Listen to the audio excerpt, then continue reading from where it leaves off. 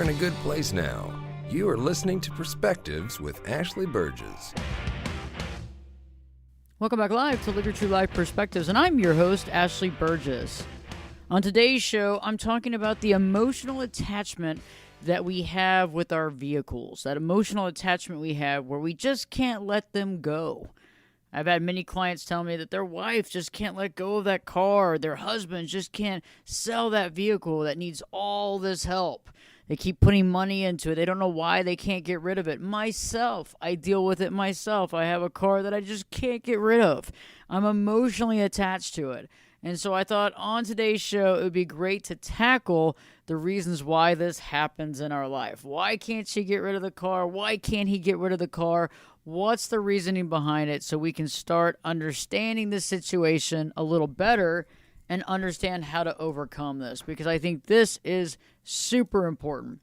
And it's interesting because I think that many of us are attached to our vehicles. Many of us are attached to our cars. We love our cars. We're connected to our vehicles. We see them and their personality. We feel like our car has a sincere personality, which makes a lot of sense. And so we're going to be talking about that in today's show and really connecting and discussing about that, because it's going to be very interesting to have this discussion. It's going to be very interesting to be able to understand why this is and why that happens. So let's talk about that right now, because I think now more than ever, many of us probably have always been. It's been something that's really been tough for us to let go.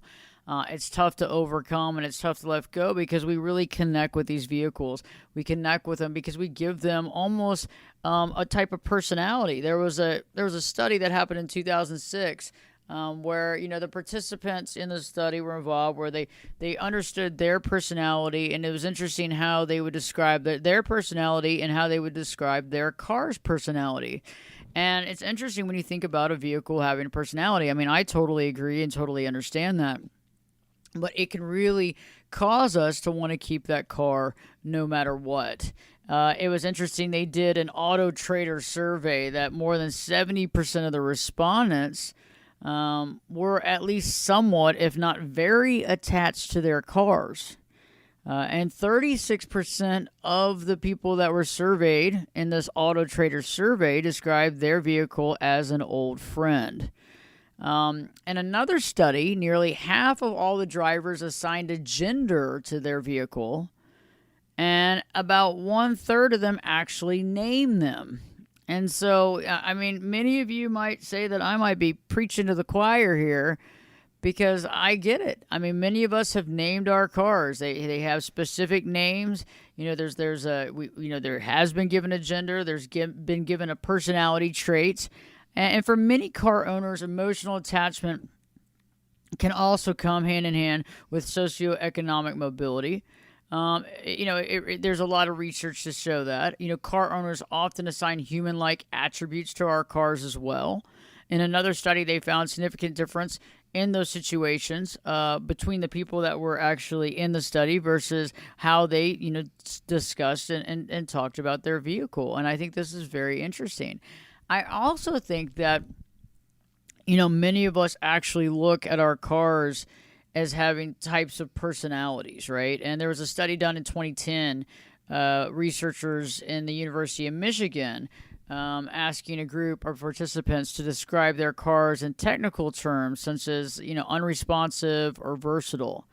And other participants to actually describe their cars as personality terms like enthusiastic or quarrelsome. It's interesting, afterwards, both groups were asked about their willingness to replace their cars. And those in the personality group were far less keen to do so than in the technical group. And were also much less likely to take into account the quality and functioning of their car in context of replacing it. So this is very interesting too. So the functionality of the car. So even if the car was not in good shape, the emotional attachment would trump those types of demands, encouraging the overspending of money, maintaining, and also preventing from selling it. So I think that this is very interesting. And so on today's show, I want us to examine this emotional attachment, how we have this emotional attachment, how connected we get with our vehicles, because I think if we actually look at this, and be able to study it, I think it's a very interesting aspect. I also think that many of us spend a lot of time in our cars. And because we spend a lot of time in our cars, it's like anything in life. You begin to really appreciate that time.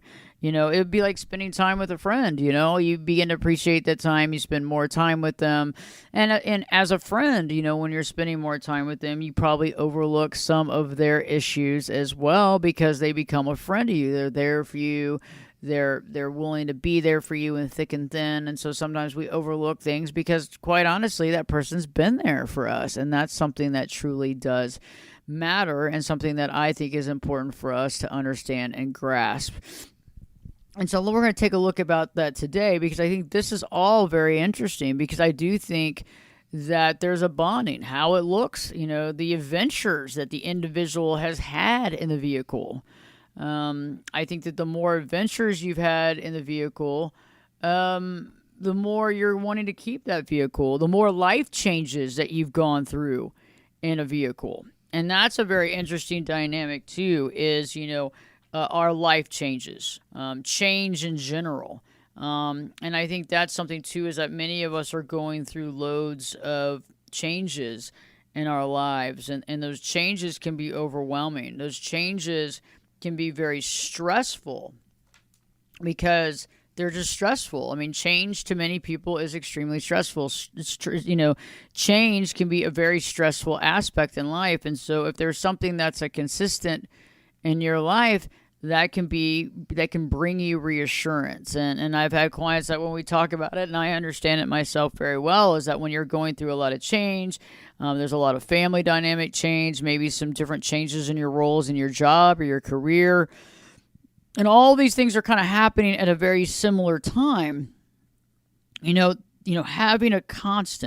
Having something that's a constant can bring a lot of clarity, or it can provide some peace of mind, that can be very helpful. And so I think that a lot of times people will hold on to cars that are challenging as far as they're financially challenging. It's a lot of money to keep them up. There's a lot of work that's involved. And I think that many people keep going through that process because it's the one thing that they have that's the same. Maybe you also got that car when you just got a new job. Maybe you remember taking your wife in the car when they were pregnant, and going to have the baby. Maybe you remember picking up your first, your dog in that car and taking your dog home and all the things that happened there.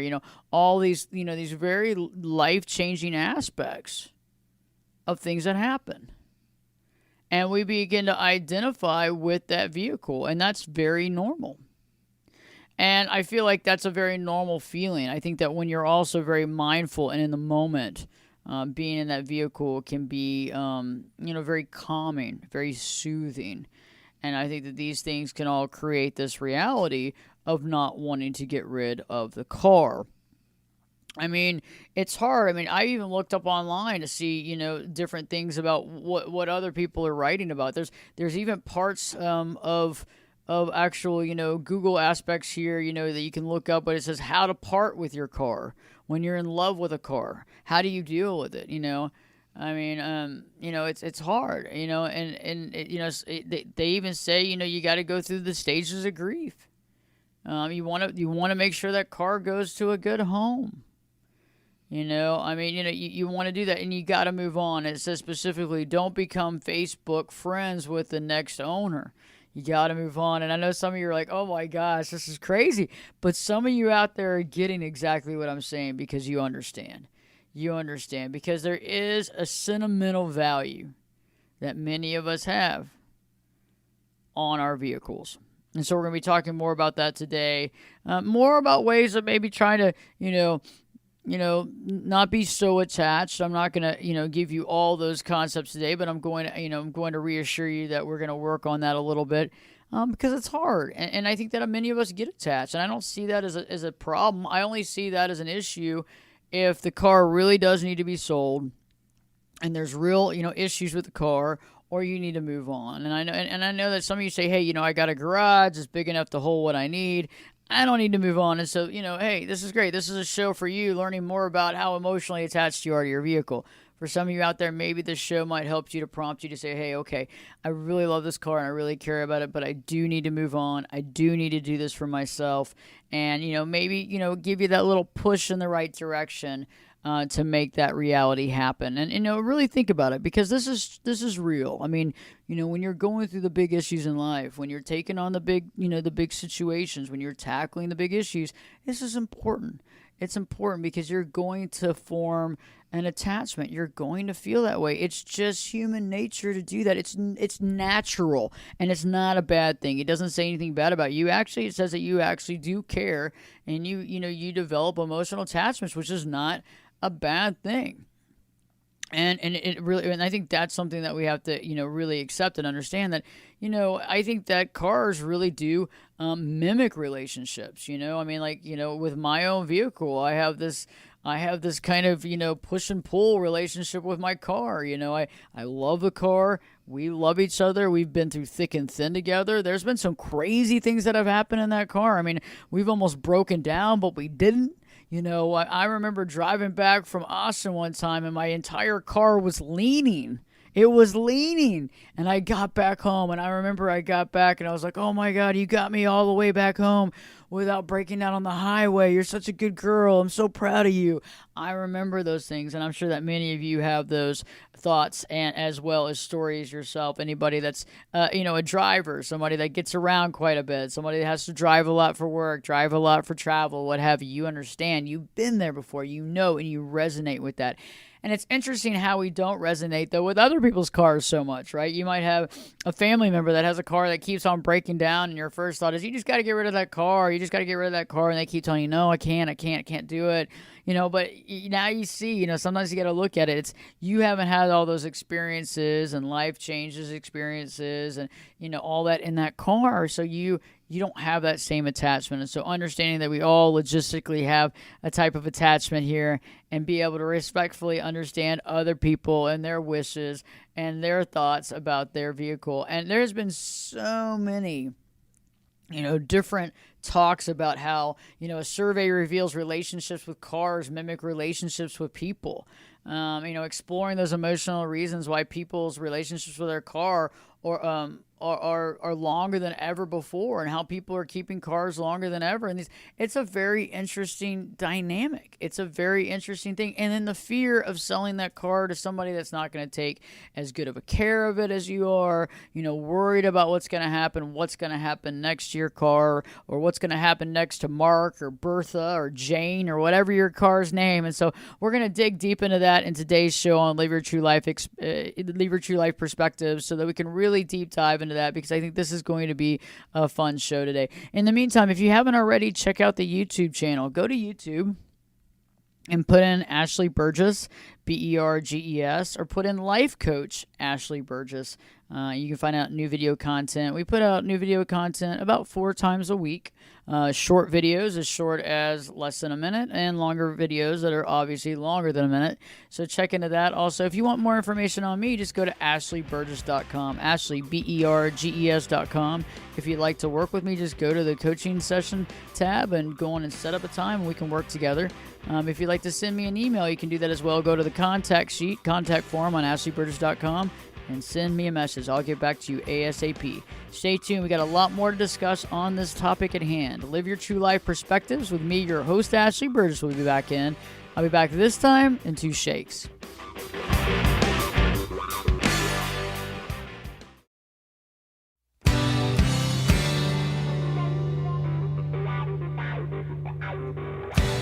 Turn it up and jump in the deep end on Perspectives.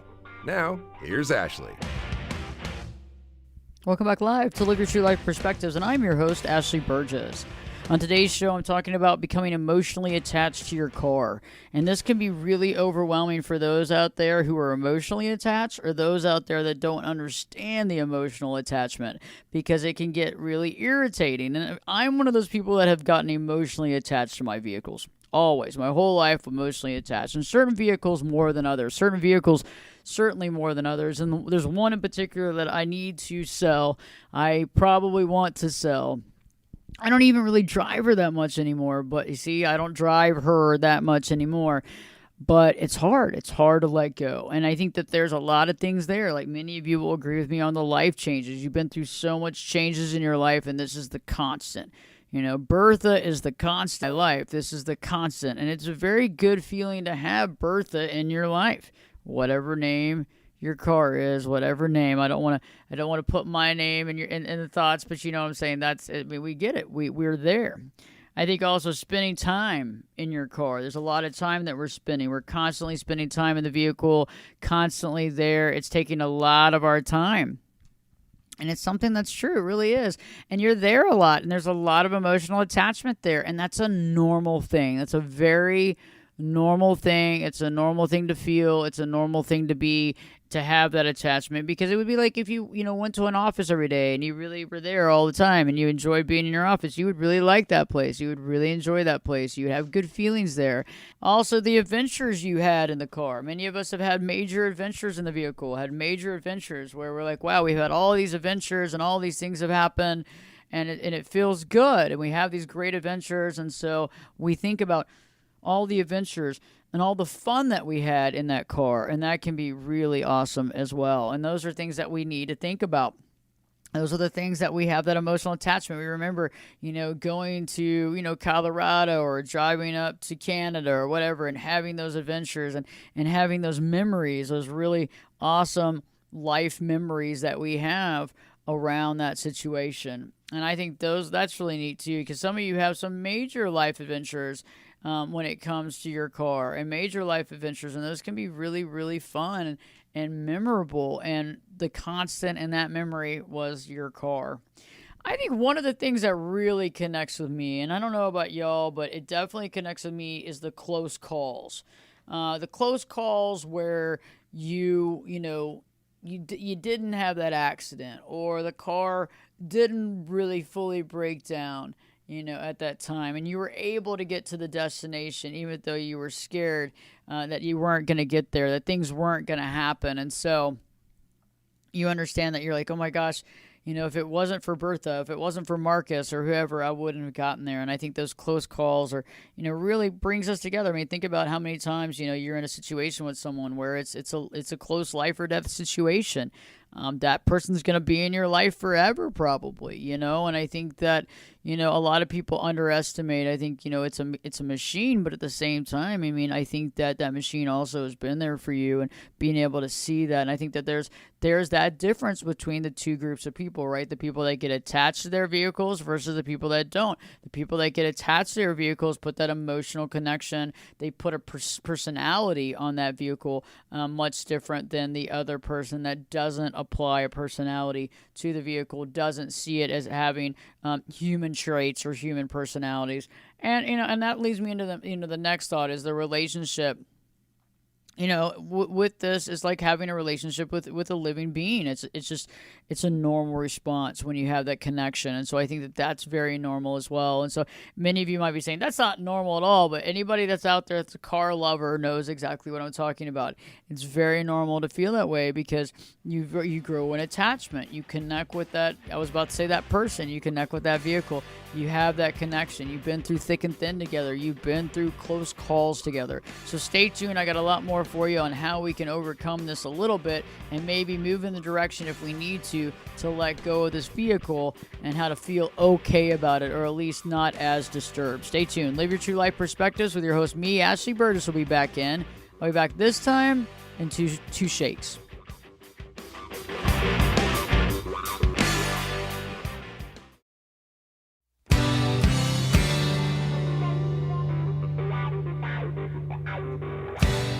This is Jake Busey, and you're listening to Perspectives with Ashley Burgess. Welcome back live to Live Your True Life Perspectives, and I'm your host, Ashley Burgess. On today's show, I've been talking about being emotionally attached to your vehicle, and we've been talking about the reasons why we're emotionally attached, and it's very real. Many of you out there who are not car lovers probably don't understand this, but for everybody else out there who is a car lover, who has an attachment, an emotional attachment to a vehicle, you understand that you got there over the years because of the experiences you had, the near close calls you had, the adventures that you had in the car, spending time in that car for long periods of time. the life changes in your life, the things that happen in that car, and the relationship that you developed over time with that vehicle. And that's very normal. And I think it's very normal because I, too, have a relationship with a car. I have a very deep relationship with one of my cars. And I know that I have to eventually sell her and move on. And it's really, really challenging.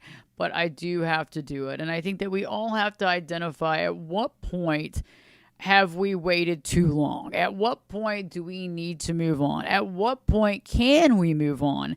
And that's hard because, we always hear of, of people like having the cars in the drive that they don't really use. The tires are deflating. Maybe the car's getting rusted. Maybe it's under a tarp, whatever level you have of that vehicle. We have to kind of get right with it right now and decide what do we need to do. And these are very important things to think about. And if you're really into a car and you have an emotional attachment to a car, it can be really hard to let it go. It can be really almost impossible to let it go because you don't want to let it go. You have so much riding with that car. You love it. You care about it.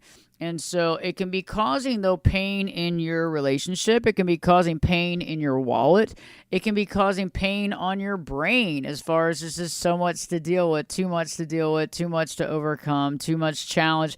You might also be having to be proving to your spouse or loved ones that you're really not crazy, spending a lot of money maybe behind people's backs and trying to keep it running. There's a lot of things that happen here. I've seen a lot of things go down, and I understand why it happens, but I think there comes a point when we have to get right with it and part with the car. And I know it's hard, but there's reason. If the car is fully running and it's in great shape and you're not having any problems, there's no reason to even have this conversation. But if that is not the case and the car is getting a lot older and there's significant things that are happening with the vehicle and there's significant things that need to be taken care of with the vehicle and you're kind of spending more and more money than is actually really needed, we really need to probably check ourselves at this point and have a conversation and really think about it. What is the best for me?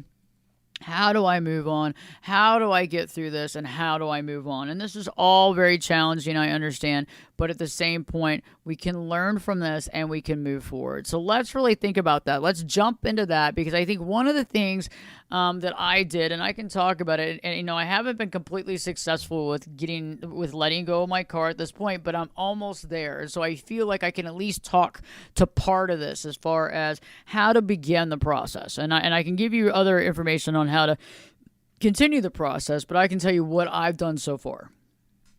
And what I've done so far goes along with about a lot of other people talking about what they did to move forward. Okay, so the first thing was cleaning the car, massively cleaning the vehicle. And, just cleaning every nook and cranny of the car, making it presentable for a potential buyer. Really, really wiping the slate clean, and really doing a really good job of it. And doing that, it can be very therapeutic in nature as well. Like the actual cleaning of the car can be very therapeutic. It can put it in a different perspective. It's almost like you don't want to drive the car anymore because it's so clean. Oh my gosh, I don't want to drive this car. I don't want to deal with this. So there's a lot of reasons why I did it. I did that because I feel like, it was the right thing to do, and I set the mood, I had some music on as well as I was washing the car, that sort of thing. So there is a part of it that's important. I also think that you got to get emotional. There has to be some emotional connection because you are. And so we're fighting this emotional situation. And I know that many of you out there are like, I'm not about to cry over any relationship, much less my relationship with my car. But I think many of us do have those emotional feelings. We have those emotional connections, and we have to let that emotion go somewhere, right? We just can't keep holding on to it. And I was reading a lot of articles on this, and there's a lot of articles out there, guys. So if you want to go on Google and put in whatever, like literally how to let go of your car, how to detach, from your emotional connection with your vehicle and be able to move on, almost every single article brings up the fact that you probably need to cry. You need to cry. You need to really purge and cry and get those feelings out. And putting on some music. Some people even suggest, getting some ice cream. Even watching a movie in your car. can be a good thing, because I know that many of you have probably watched a movie in your car. I know that you've listened to music. I know you've eaten in your car. So having that connection and be able to go through that, and I think that's important. And also having that cry at your house is better than having that cry in front of a dealership or in front of a potential new buyer. I think it's probably better to have that cry on your own. Definitely important to have that emotional connection on your own, and definitely important to get those feelings out. I think that's important, and I think that it's honest, it's truthful, and it's deep thoughts, and I think it's a very important thing. I also think too that one of the biggest fears that we have when we have an emotional connection is what's going to happen. If we sell the car, who's going to get it? Are they going to take care of it? Are they going to love it? Are they going to be there for it? Or is it going to get hurt, taken advantage of? And I think we think that way about many things, and this is a relationship, again, that's important for us to analyze and see that. And so I think that it's important to look at, okay, how do we find a good home for it? I've sold cars before on various, on Auto Trader and various things as well. And then, I've vetted those people too, like I've had conversation with them. Anybody that I've ever sold a car to, except for one person who it was a little questionable. But everybody else was very good. Like they sent me pictures of them in the car, what have you. We still stayed connected. We didn't become Facebook friends, but we did stay connected to some degree, and I was able to know what happened and how, that car went to a good home and that person took care of it. And I think that's important to anybody. I think anybody out there that's a car person that knows what I'm talking about. It's like any relationship you had, you want to make sure that that is taken care of, because if you can't keep it any longer, you want to make sure that you do the right thing. One of the other things that I find is interesting is that many of us don't really know where we are with the stages of grief. And I know that we're talking about a car, I get it, but many of us aren't really sure where we are when it comes to the stages of grief and feeling that grief and where you're at in those stages. And that's something that we really need to analyze as well. That's something that we need to take into consideration as well, because that is an important aspect of where we are. And when you look at the stages of grief, there's 5 stages, and if you look at the Kubler-Ross model, the 5 stages of grief, you have denial, anger, bargaining, depression, and acceptance. And I think it's important to know where you are. Like for example, if you're still trying to figure out a way of holding onto the car, you're in the bargaining concept. You're bargaining on, how do I do this? What do I got to do to make this work? If you're telling yourself, hey, I'm going to pass this car down from generation to generation. I'm going to give this, to my grandkid or whatever else. That's complete denial, probably, unless it's a super classic car that you can keep going. But otherwise, you're probably in denial, unless this is a super, old school classic car. Definitely in denial. And that's a big piece. I mean, I think that, I am personally, I think, in the depression phase, because I'm at the point where I know I got to let it go. I haven't come into full acceptance. I'm almost there. I'm teetering on between depression and acceptance. And I think many of you are there right now, in the teetering on between the depression and acceptance. Okay? Because that's the hardest part. Because I think that in the beginning, you have the denial. And the denial lasts for a long time. Because I remember I was in denial. Like, I'm going to drive this car forever. This is my go-to, even though we've had all these crazy things happen, and and my car has kind of been all over the place, and she's very good some days and not so good other days. I was in full denial. And then after I got out of denial, which took me quite a while actually to let go of the denial stage, I got into the anger stage. And anytime anybody would bring it up, it made me mad, okay? It would make me angry. I was like, why do you bring this up? There's nothing wrong with my car. I don't want to deal with it. I'm fine. Let it go. Why don't you think about your own issues instead of mine? Why can't you look at your own situation? I don't understand why everybody's got to ride my case about this vehicle. And then I did go through the bargaining part where I was bargaining, thinking about, okay, what can I do? I can do this. I could drive it these days. I can take care of this. I can find someone that can really keep this car up. Maybe I can keep it over here in a place that's an easier place to keep it, and somebody that can really upkeep it and be there for it. I was bargaining. I was creating all these items of things that I was going to do and how I was going to do it. And that lasted for a long time too. I mean, when I really look at the length of time that I've been doing this for about, I would say I've been going through the process for now a year and a half. Okay, a year and a half. And some of you may say, wow, that's a long time to be still in the stages of grief. But when any relationship, it's really something that's all in a personal situation. I mean, how can we define how long somebody should be in a grieving standpoint? How do we do that? How do we define that for other people? We just don't.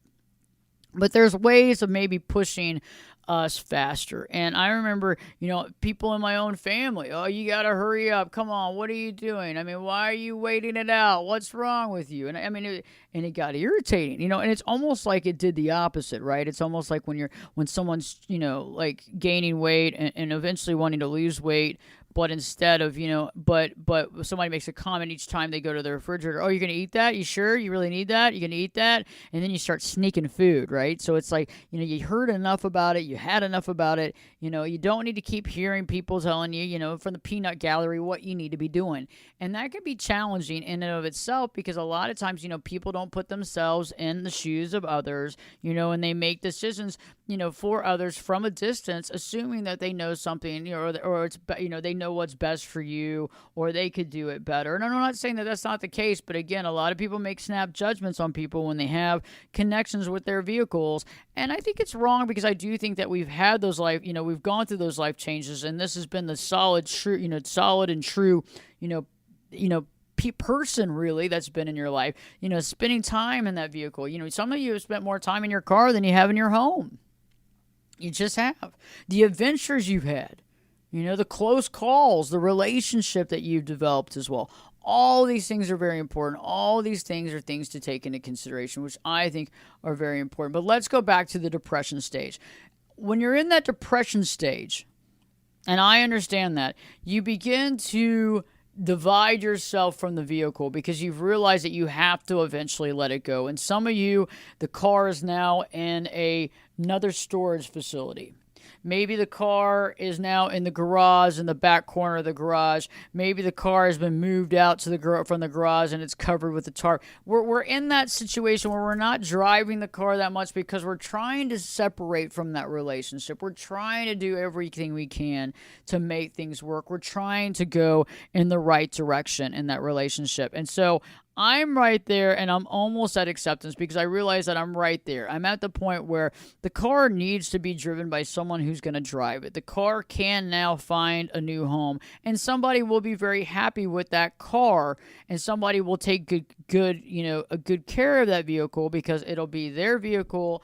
It'll be brand new to them. It'll be what they want. And so I'm actually getting to the point where I'm almost teetering from depression to acceptance. And anybody that's there knows exactly where I am. You probably, you go and you see the car, you probably touch the car, you probably feel bad that you haven't taken care of it like you said you were. And so now we're starting to kind of beat ourselves up over not doing it, creating even more havoc in our life and starting to think about, okay, how do I move forward and what do I do? And so we'll be talking a little bit more about that because that's where I think many of you are, and we've all been there before. But it's taken me, it's taken me a while to get to the depression acceptance piece, so that I can move on and be able to see it for what it is, and that's truly, I think, what we all have to go through when a car has become very close to us, when we become very close to the vehicle. It's hard. It's become a friend in our life. It's become a family member in our life.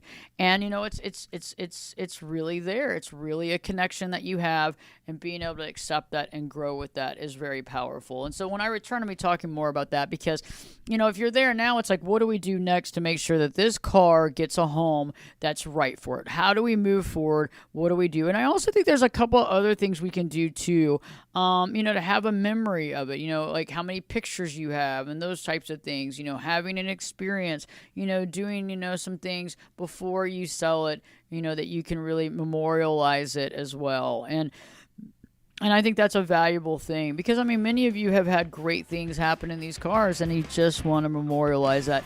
So stay tuned. When we return, we're talking more about the depression and acceptance stage and how to move forward with that and things that you can do and ways that you can overcome feeling bad about moving on. Because I think that that's also a thing, too, is that we can begin to feel bad about it, about doing it. So stay tuned. Live your true life perspectives. With me, your host, Ashley Burgess, will be back in. Well, I'll be back this time in 2 shakes.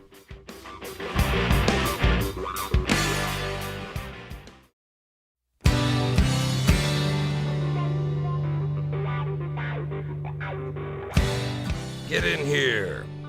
You're listening to Perspectives with Ashley Burgess. Welcome back live to Live Your True Life Perspectives, and I'm your host, Ashley Burgess. On today's show, I've been talking about the emotional attachment to our vehicles and how we can get emotionally attached to our cars.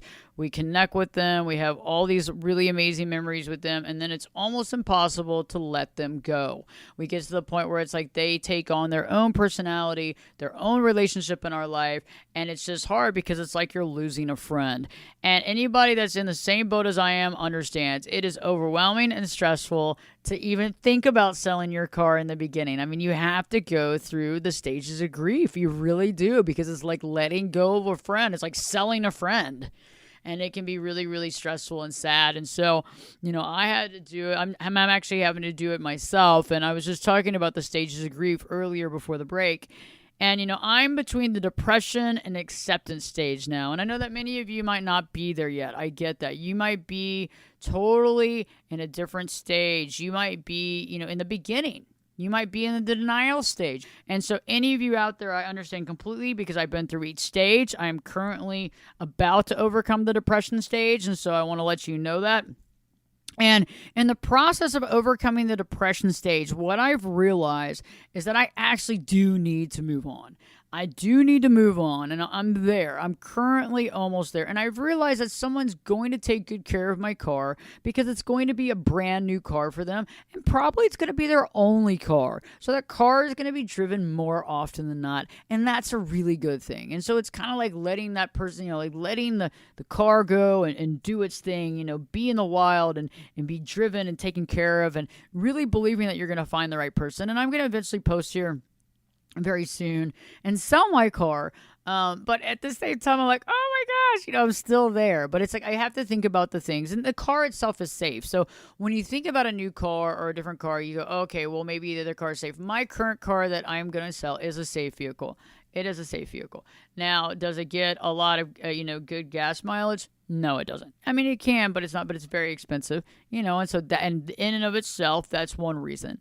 And then also, the age of it is older, and so there's going to be less worry, I presume, that we can say too. And thinking about the other things too is that, I feel that once we jump the hump and eventually when we let go of the car and we know that the car is in a decent place, at that time, can we really have full acceptance? I really think. And I think before that, there's not real full acceptance. So knowing that it's going to be hurtful and painful, even when we do transfer the car title, do what we have to do, it's still going to be challenging. But then there'll be a few weeks, maybe even a month, that'll take us to get over it. Eventually, we'll get over it and move forward in our lives. And this will be really, really helpful. And so everybody out there, I mean, there is a silver lining because, you can get another car. You will have another car. That other person that takes on the car will have that car and they'll love that car in the process, and I think having some memories around that car. One of the biggest things, I've taken multiple photo shoots of that car. Maybe I should have a photo shoot with that car. I'm probably, before I sell it, I'm going to probably go out there and listen to some music in the car, might even actually watch a movie, do that sort of thing, kind of do something to memorialize that vehicle. I'll probably, and it's hard, I mean, it's hard. It's a hard thing. I'll probably do maybe a couple of videos with it as well because it's just, it's one of those things. I just remember going for years and years and years to the studio in that car every night, driving to the studio for the radio show. I remember going everywhere. I remember driving all over God's green creation in that car. I remember taking Buddy in the car. I remember having friends and family in the car. I remember picking up people at the airport, going on trips. I remember all kinds of things that happened in that car, and those were really good times. And so, being able to connect with that and understand that and seeing that and cherishing that and feeling that vibe and feeling those good things, and then, eventually saying, okay, I get it, but I'm going to have to let this go. So for anybody out there that's in that situation, my heart goes out to you. I feel your pain. I am working to the acceptance piece right now, and I look forward to being able to say that I've eventually done it so I can also just tell the tale. In the meantime, for anybody that's dealing with it, it's okay to be emotionally attached to your car. That's very normal. And it's okay to feel like you're having to explain yourself to family members and friends, because that can be challenging too, because we feel, why don't they understand us? Why don't they understand our dedication to our vehicle? And why do we have to explain ourselves? And for any of you that feel like you have to explain yourself, stop explaining yourself. Find other people that love their cars just as much as you, the ones that have named their cars, have given personality traits to their car, but eventually we have to let them go when it is time. So I hope that this show has helped. For other past shows of Live Your True Life Perspectives, check out ashleyburgess.com. You can also go to Spreaker, Stitcher, Spotify, Apple iTunes, Apple Podcasts, anything that a podcast is housed. Live Your True Life Perspectives with Ashley Burgess. Also, check out my website at ashleyburgess.com, BERGES. And don't forget to check out YouTube. We got new video content up at least 3 or 4 times a week. So don't forget to check that out. In the meantime, it's okay to be emotionally connected with your car. It's just sometimes we got to let it go. Live Your True Life Perspectives with me, Ashley Burgess, will be back in. I'll be back this time in 3 shakes.